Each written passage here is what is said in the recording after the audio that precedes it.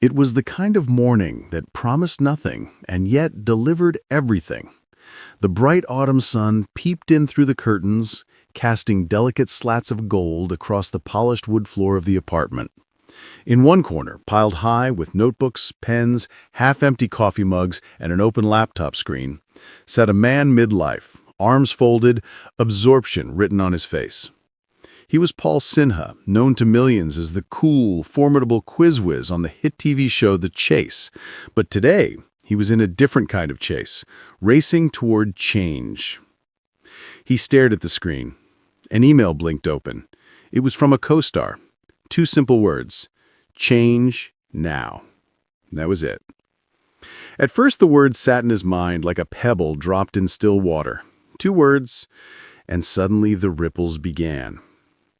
The moment of reckoning. Paul had always been sharp, doctor turned comedian, quizmaster, television star. He wore the quizmaster persona as though it were a well-tailored suit. But beneath the surface of that confident exterior, something was stirring. A slow burn.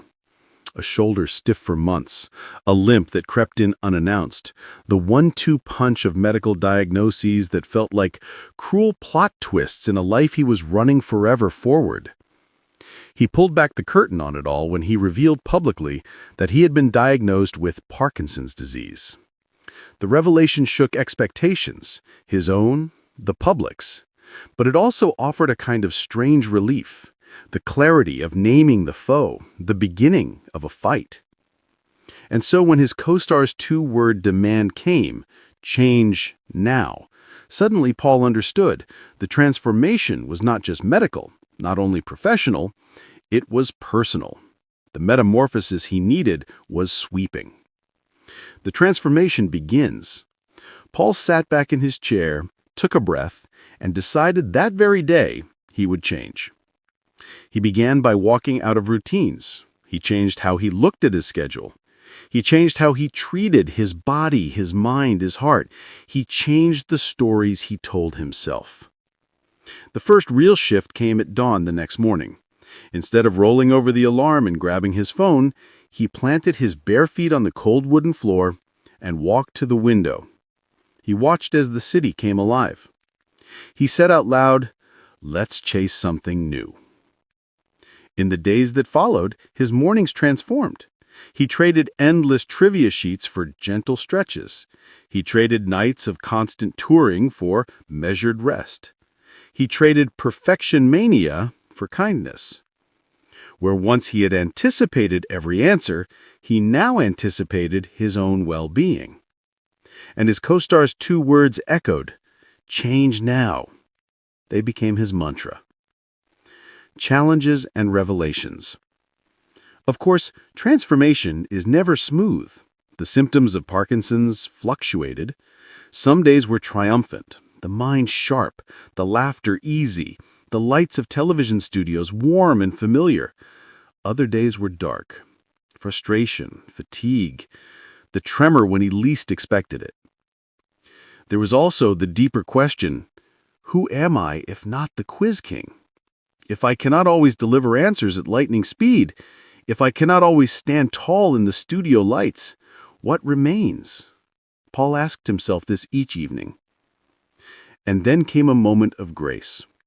On a set for The Chase, a contestant wrongly buzzed in. Paul leaned forward and gently corrected them. The crew caught it. A viewer tweeted, "Paul Sinha softer than ever, still sharp as ever." His co-stars noticed too. They remarked on the gentler tone, the slight pause in his usual unstoppable rhythm. The metamorphosis was visible. He realized that transformation wasn't about erasing the old Paul. It was about integrating him, the doctor, the comedian, the quiz champion, with a new version, the man who knew his vulnerabilities, embraced them, and still charged ahead. The power of 2 words. Change now. The simplicity of it struck him again one evening as he sat with his husband, sipping tea and recounting the day's miscue on stage. Paul said, those 2 words felt like a door slammed open. He thought of them like a prism twisting light, straightforward, but allowing all colors to shine through. He imagined the transformation not as a full stop, but as a pivot. Change now meant live fully today with the acknowledgement of fragility and strength side by side. And so he embraced new domains, writing more openly in comedy around his health, around identity. He gave lectures, told stories, let his experiences of Parkinson's become part of his art. He kept quizzing, he kept working, but he kept evolving. A story of resilience. One crisp autumn evening, on a small stage in Edinburgh, he stood under a single spotlight. The audience sat expectant, laughter ready, but Paul opened the show not with a joke, but with a story. He told them of a shoulder that froze, a limp that dragged, a diagnosis that crystallized everything, and 2 words from a co-star: change now. He told them about fear, about letting go, about embracing life despite the tremors, despite the unknown. And then he told them about the decision to chase not just answers, but meaning, to stand not just on the podium of victory, but in the messy, glorious middle of life. He coaxed laughter, tears, hope. When the lights came up, someone in the crowd said, "I don't know if you've changed, Paul, but you've grown." He smiled. It was true. He had changed and grown. The continuing chase. Back in the studio of The Chase, his co-stars greeted him after a recording. He was the same Paul, sharp, witty, formidable, but something had shifted in his eyes. The stiffness was still there sometimes. The body still reminded him of the disease, but the grin, the readiness to pause, to listen, to be, they were new. A producer nudged him. "You okay for the next round?" He nodded.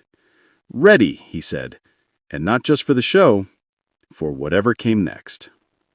Because transformation, he realized, isn't a one-time event. It's a continuous process, a daily chase, the chase to be authentic, to embrace change, to dare. And as he sat there, script in hand, lights on him, cameras rolling, Paul thought back to those 2 words, change now. He whispered them under his breath, smiled, and took the leap. He didn't become perfect. He never claimed to be.